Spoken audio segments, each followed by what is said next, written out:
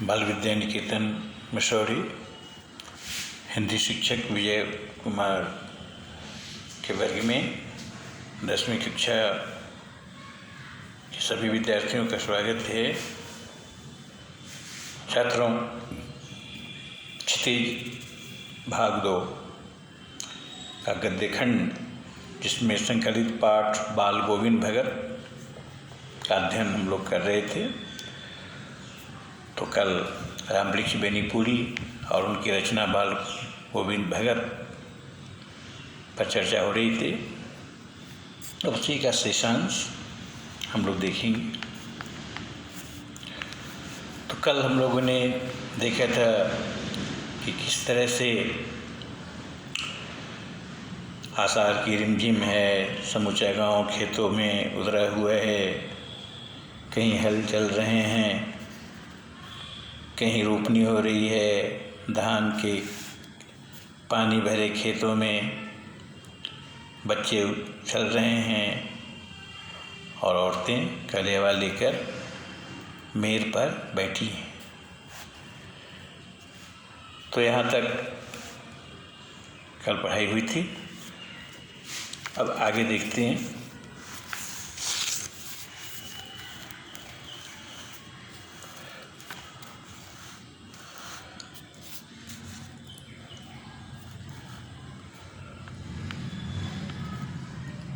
आसमान बादल से घिरा, प्रसंग वही है। आकाश में बादल छाए हुए हैं, धूप का नाम नहीं, ठंडी पुड़वाई चल रही है। तो ऐसे ही समय आपके कानों में एक स्वर तरंग झंकार सी कर उठी। यह क्या है? यह कौन है? यह पूछना न पड़ेगा। बाल गोविंद भगत समूचा शरीर कीचड़ में लिथरे अपने खेत में रोपनी कर रहे हैं। अब गांव का दृश्य, खेत जिसमें पानी भरे हुए, धान की रोपनी हो रही है। खुद बाल गोविंद भगत कीचड़ से लथपथ खेत में रोपनी कर रहे हैं। उनकी अंगुली एक एक धान के पौधे को पंक्तिबद्ध खेत में बिठा रही है। उनका कंठ एक एक शब्द को संगीत के जीने पर चढ़ाकर कुछ को ऊपर स्वर्ग की ओर भेज रहा है। अब वो रोपनी का काम कर रहे हैं और गा भी रहे हैं। उनकी आवाज़ की मधुरिमा देखिए, सबका ध्यान अपनी ओर खींच रही। और कुछ को इस पृथ्वी की मिट्टी पर खड़े लोगों के कानों की ओर, यानी वो जो गीत गा रहे हैं तो कुछ अंश ऊपर भी जा रहा है और कुछ पृथ्वीवासी को भी मिल रहा है। बच्चे खेलते हुए झूम उठते हैं। मेड़ पर खड़ी औरतों के होठ कांप उठते हैं। अक्सर हम लोग कोई गीत सुनते हैं तो जब ज़्यादा प्रभावित होते हैं तो अनायास हमारे होठ भी हिलने लगते, गुनगुनाने लगते। तो मेड़ यानी आड़ी जो होती है, एक खेत और दो खेत के बीच में जो आड़ी होती है उसको मेड़ बोलते हैं। तो मेड़ पर खड़ी औरतों के होठ कांप उठते हैं,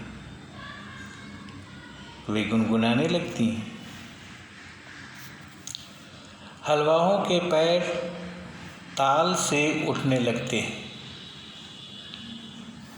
रोपनी करने वालों की अंगुलियां एक अजीब क्रम से चलने लगती।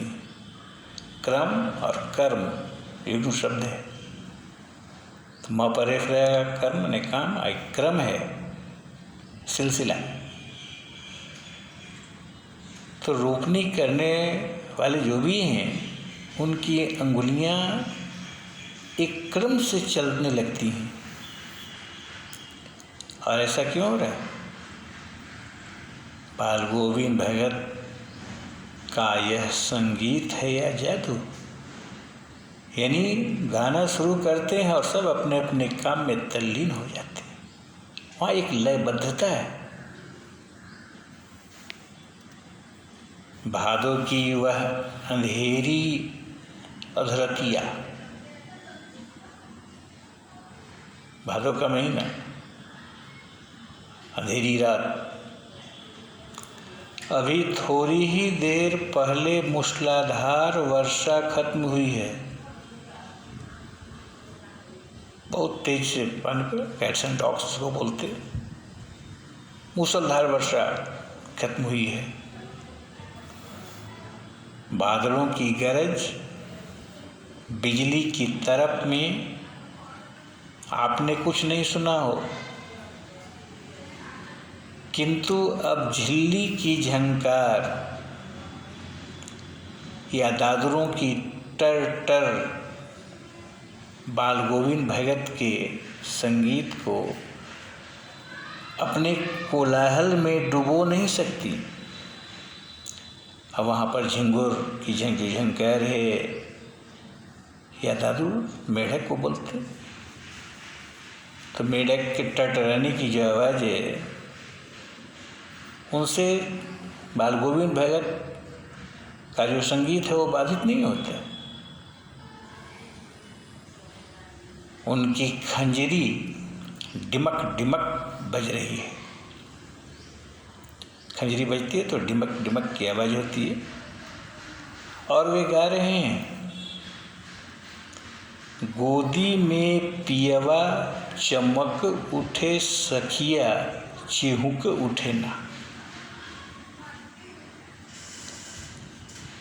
हाँ, पिया तो गोद में ही है, किंतु वह समझती है वह अकेली है, चमक उठती है, चिहुक उठती है।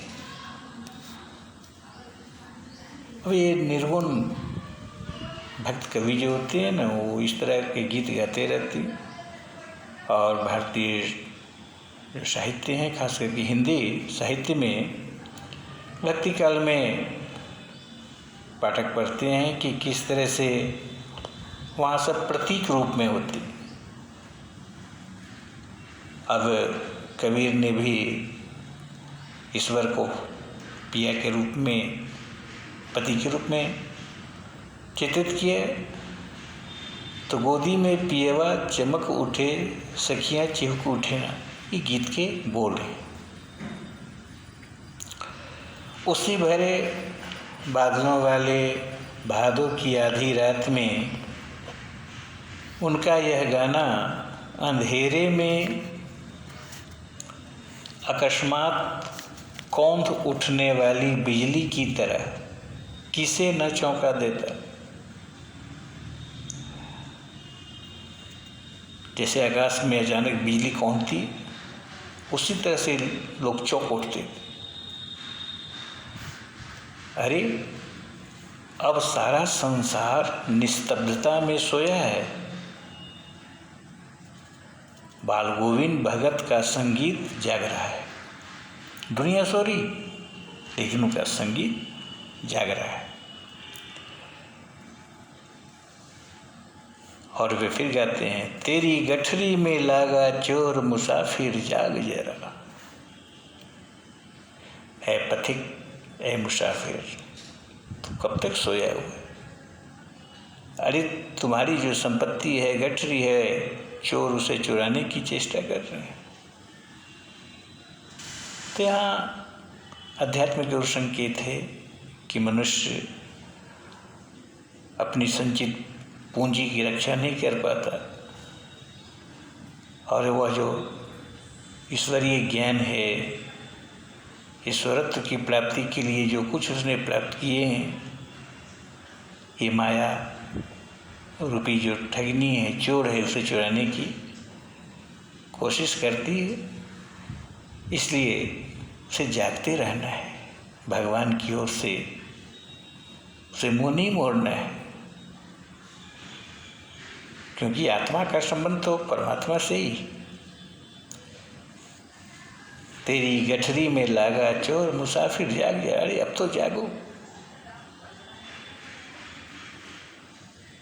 कार्तिक आया नहीं कि बाल गोविंद भगत की प्रभातियाँ शुरू हुई। प्रभात से बना प्रभाती, उसी का बहुवचन है प्रभातियाँ। तो कुछ गीत ऐसे होते हैं जो संध्या समय गाए जाते हैं, उसको संध्या बोलते हैं, और भोर में जो गीत गाते हैं उसको प्रभाती बोलते हैं। तो देहात में माताएं बहनें उसको पराती बोलती।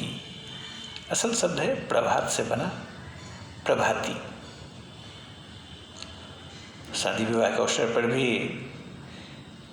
भारतीय संस्कृति में ऐसी परंपरा है। हिंदू धर्म में शाम में भी गीत गाए जाते हैं और भोर में भी, तो वही प्रभाती होती है। तो कार्तिक का महीना आया और बाल गोविंद भगत की प्रभाती शुरू हुई, जो फागुन तक चला करती। कार्तिक से लेकर के कार्तिक, अगहन, पौष, माघ, फागुन तक वो प्रभातियाँ चलती। इन दिनों वह सवेरे ही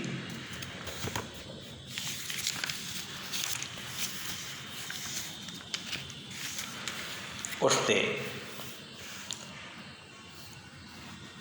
न जाने किस वक्त जगकर वह नदी स्नान को जाते, किसी को पता भी नहीं चलता। गांव से 2 मील दूर, और नदी भी दूरी उसकी थी गांव से 2 मील। वहाँ से नहा धोकर लौटते और गांव के बाहर ही पोखरे के ऊंचे भिंडे पर अपनी खंजरी लेकर जा बैठते और अपने गाने टेरने लगते यानी गाने लगते। मैं शुरू से ही देर तक सोने वाला। यहाँ मैं सर्वनाम किसके लिए है? लेखक रामवृक्ष बेनीपुरी के लिए। तो लेखक कह रहे हैं कि मैं देर तक सोने वाला हूँ, किंतु एक दिन माघ की उस दांत किटकिटाने वाली भोर में भी, अक्सर ठंड से हम दांत किटकिटाने लगते हैं, कड़ाके की ठंड होती है, तो उस वातावरण में भी उनका संगीत मुझे पोखरे पर ले गया था। अब अंदाजा लगा सकते हैं, यह सहज कल्पनीय है कि बाल गोविंद भगत के गीत में कैसा जादू रहा होगा। ये देर से उठने वाले लेखक भी अपने आप को रोक नहीं पाए और अनायास इनके पैर उस ओर बढ़ गए। अभी आसमान के तारों के दीपक बुझे नहीं थे, यानी तारे टिमटिमा रहे थे। हाँ, पूरब में लोही लग गई थी, कुछ लालिमा सूरज की दिखाई दे रही थी। पूरब में लोही लग गई थी, जिसकी लालिमा को शुक्र तारा और बढ़ा रहा था। खेत, बगीचा, घर, सब पर कुहासा छा रहा था। सारा वातावरण अजीब रहस्य से आवृत मालूम पड़ता था। उस रहस्यमय वातावरण में एक कुश की चटाई पर पूरब मोह यानी उनका मुंह पूरब की ओर, काली कमली ओढ़े बाल गोविंद भगत अपनी खंजरी लिए बैठे थे।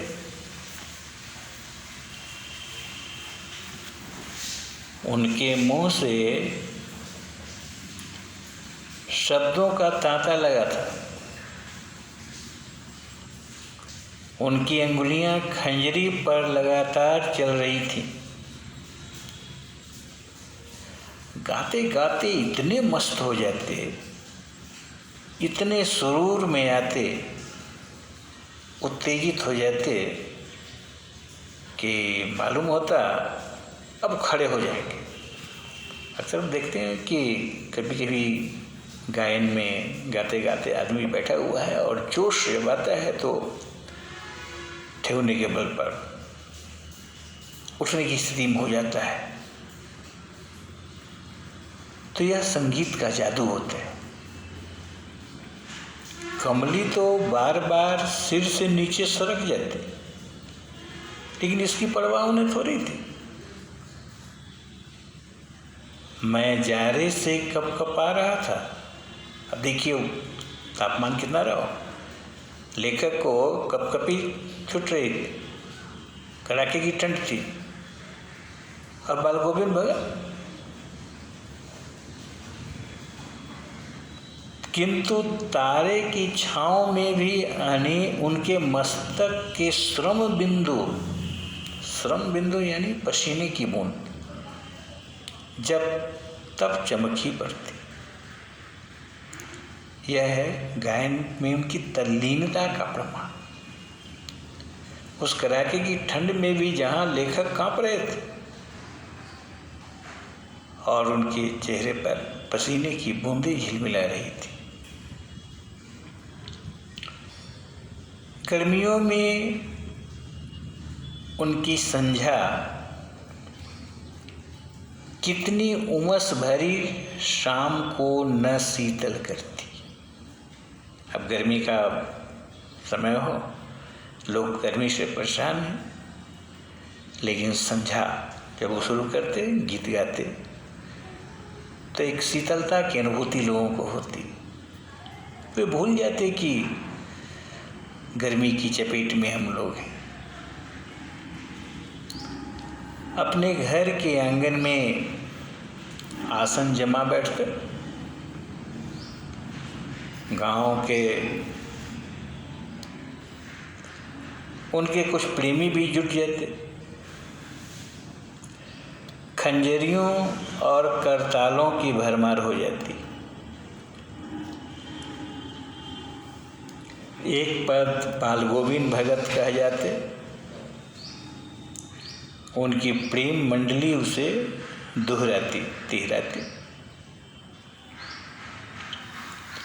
धीरे धीरे स्वर ऊंचा होने लगता। एक निश्चित ताल, एक निश्चित गति से। उस ताल स्वर के चढ़ाव के साथ श्रोताओं के मन भी ऊपर उठने लगते। धीरे धीरे मन तन पर हावी हो जाता। तन यानी शरीर पर मन का कब्जा हो जाता। और जब शरीर पर मन का कब्जा होगा तो बाह्य वातावरण की चिंता तो उससे होगी नहीं। होते होते एक क्षण ऐसा आता कि बीच में खंजरी लिए बाल गोविंद भगत नाच रहे हैं और उनके साथी सब के तन और मन नृत्यशील हो उठे। सब, केवल शरीर नहीं, मन भी झूम रहा है। सारा आंगन नृत्य और संगीत से ओतप्रोत था, यानी परिपूर्ण था। बाल गोविंद भगत की संगीत साधना का चरम उत्कर्ष, इस दोनों को मिला दें चरम उत्कर्ष को तो एक शब्द बनेगा चरमोत्कर्ष। क्लाइमेक्स जिसको बोलते हैं।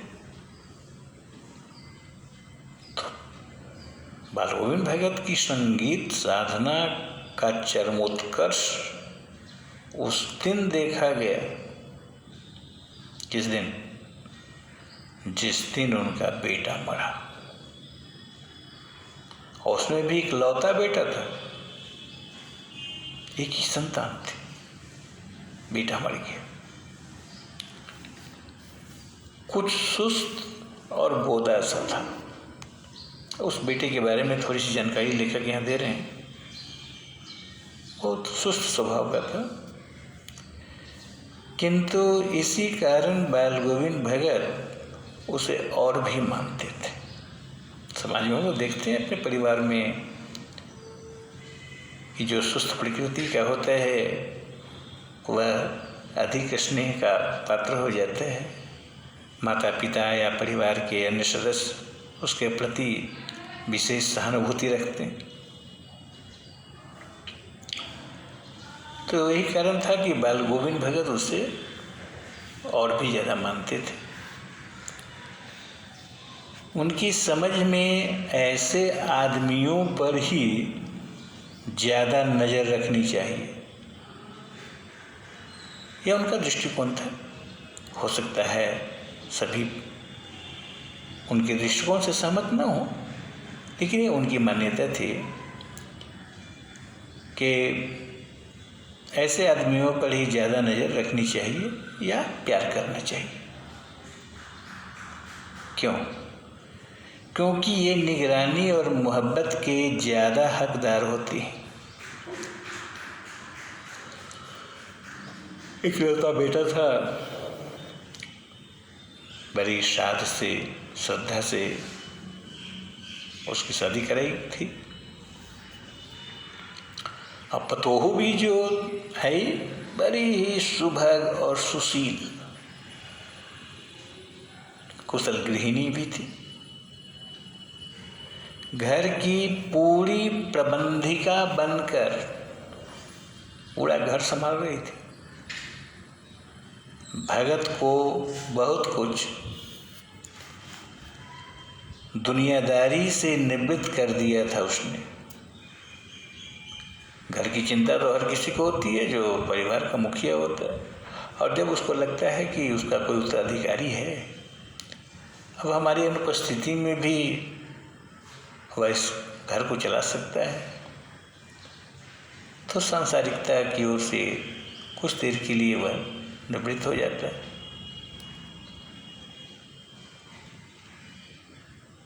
तो जब पतोहू आए तो बाल गोविंद भगत को लगा कि अब दुनियादारी से हम निवृत्त हो सकते हैं। उनका बेटा बीमार है, इसकी खबर रखने की लोगों को कहाँ फुर्सत, किंतु मौत तो अपनी ओर सबका ध्यान खींच कर ही रहती है। मृत्यु तो निश्चित है, जिसने जन्म लिया उसको मरना है, आज या कल। मौत का ग्रास तो बनना ही है हम सभी को। ये जिंदगी तो एक न एक दिन हमसे बेवफाई करेगी और हमें मौत का आलिंगन तो करना ही हो।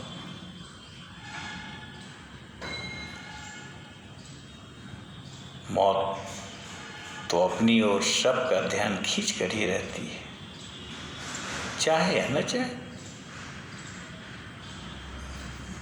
हमने सुना बाल गोविंद भगत का बेटा मर गया। कुतूहलवश उनके घर गया, देखकर दंग रह गया। वहां का जो नजारा था, दृश्य देखकर तो लेखक स्तब्ध रह गए। क्या देखा? बेटे को आंगन में एक चटाई पर लिटाकर एक सफेद कपड़े से ढक रखा। वह कुछ फूल तो हमेशा ही रोपते रहते, तो उन फूलों से कुछ फूल तोड़कर उस पर बिखरा दिए। फूल और तुलसी दल भी, तुलसी जी का पत्ता, सिरहाने यानी सिर की ओर एक चिराग जला रखा है और उसके सामने जमीन पर ही आसन जमाए गीत गाए चले जा रहे हैं। विश्वास नहीं होता। घर में बेटे की लाश पड़ी है और वो गीत गाए चले जा रहे हैं।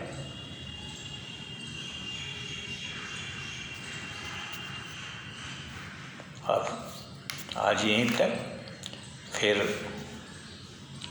शेषांश अगली बार बताएंगे। तो अब तब तक के लिए हमें इजाज़त दीजिए। धन्यवाद।